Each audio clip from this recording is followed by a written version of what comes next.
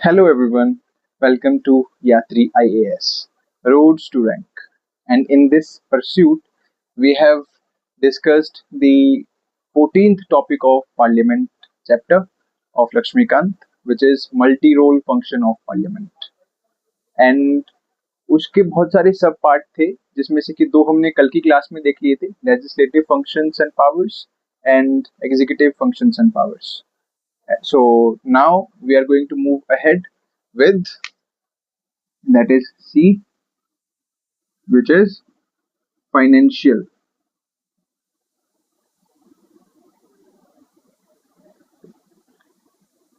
Powers and functions.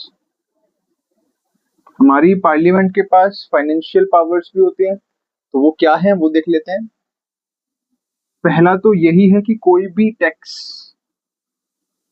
Tax आएगा वो parliament के थ्रू ही आ सकता है.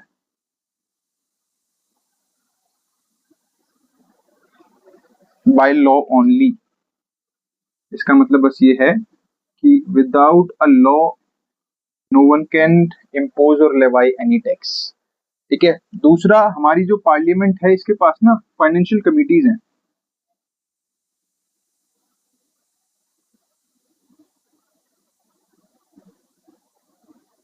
जो कि सारी फाइनेंस से रिलेटेड चीजों को एग्जामिन करते हैं, स्क्रूटनी करते हैं.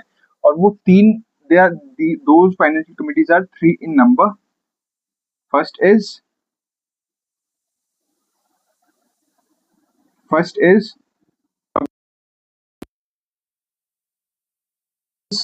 estimates committee and third is committee on public undertaking UC. Parliament के पास हमारे 3 फाइनेंशियल कमिटी का वो इस्तेमाल करके अपनी जो जितने भी फाइनेंसेस होते हैं उनको स्क्रूटनाइज करते हैं. इसके अलावा जो हमारा बजट होता है,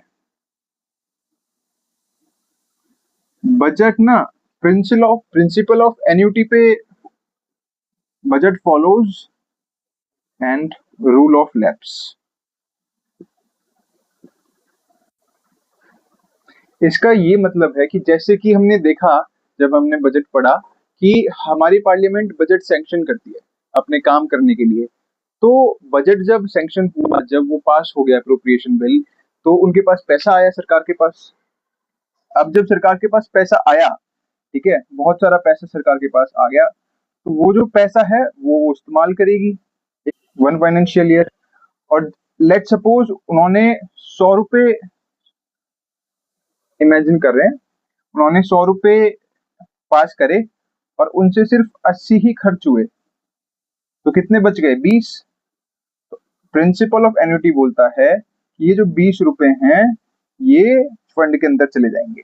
और वो फंड कौन सा है? Consolidated fund of India. इसके अंदर चले जाएंगे. So this is rule of lapse. लेकिन कोई भी नहीं चाहता कि उनका पैसा ऐसे ही खाली चला जाए. तो सरकार क्या करती है, जैसे ही फाइनेंशियल ईयर एंड होने वाला होता है वैसे ही इन 20 को ना बहुत बहुत जल्दी जल्दी सरकार खर्च करती है, जिसको कि मार्च रश बोलते हैं. हैवी स्पेंडिंग करती है सरकार. तो ये तो है हमारी financial powers and functions. Now let's move forward to the next. So the next subpart is constitutional powers and functions of parliament. हमारी पार्लियामेंट के पास ये ताकत है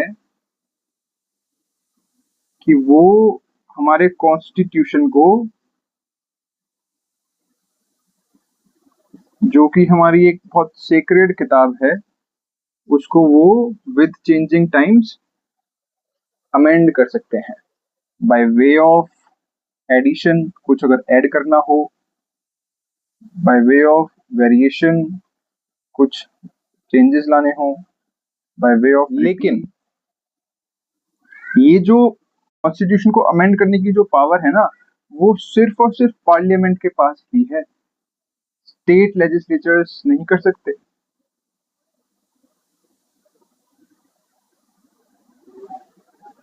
ये पावर स्टेट लेजिस्लेचर्स के पास नहीं है, एक्सेप्ट एक केस ऐसा बनता है जो कि अपवाद है. और वो एक्सेप्शन क्या है? जब कोई स्टेट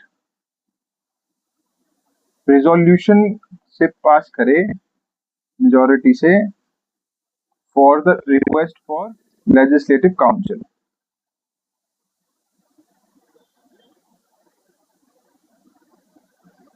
अगर किसी स्टेट को कोई या तो क्या बोलते हैं क्रिएट करनी है या फिर एबॉलिश करनी है लेजिस्लेटिव काउंसिल, तो for that purpose only state legislature can request the parliament, लेकिन वो भी पार्लियामेंट को ही बोलेंगे। तो अमेंडिंग पावर सिर्फ कॉन्स्टिट्यूशन की पार्लियामेंट के पास है, ठीक है। जब अमेंड होगा तो वो जैसा कि हमने देखा कि मेजॉरिटी होती है, जो मेन काम है वो तो सारा सिंपल मेजॉरिटी से हो जाता है, जो कि हमने पढ़ा भी था कि simple majority is a rule, general rule. और दूसरा जो केस था वो स्पेशल मेजॉरिटी था।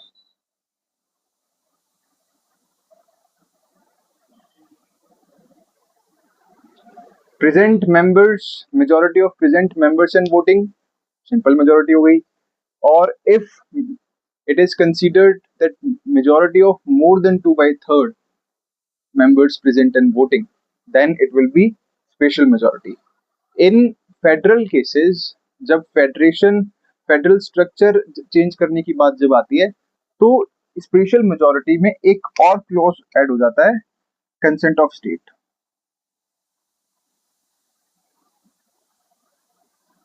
स्टेट का कंसेंट, एटलीस्ट 14 स्टेट का कंसेंट होना चाहिए, तभी कोई फेडरल पॉलिटी से रिलेटेड कोई अमेंडमेंट हो सकता है कॉन्स्टिट्यूशन के अंदर। So these are two functions that we have discussed. एक ही टॉपिक की मैं 3 वीडियोस इसलिए बना रहा हूँ कि हमारा जो मेन मोटिव है कि we must watch small clips to revise the entire book, वो डिफीट ना हो, ठीक है। मैक्स टू मैक्स 8-9 मिनट की एक वीडियो है, उसको आप देख लीजिए। And as I always say कि आपको रीडिंग खुद ही करनी है, you do the reading, but when it comes to revision, just watch a small clip and revise the entire chapter and entire book. So thank you, gentlemen. Tomorrow we will be ending this topic, 14th topic, and as I always say, we have to do 2 things only. First is revision, watch our videos. Second is answer writing. So utilize our resources that we provide to you and make sure that you are disciplined when it comes to answer writing. Thank you so much.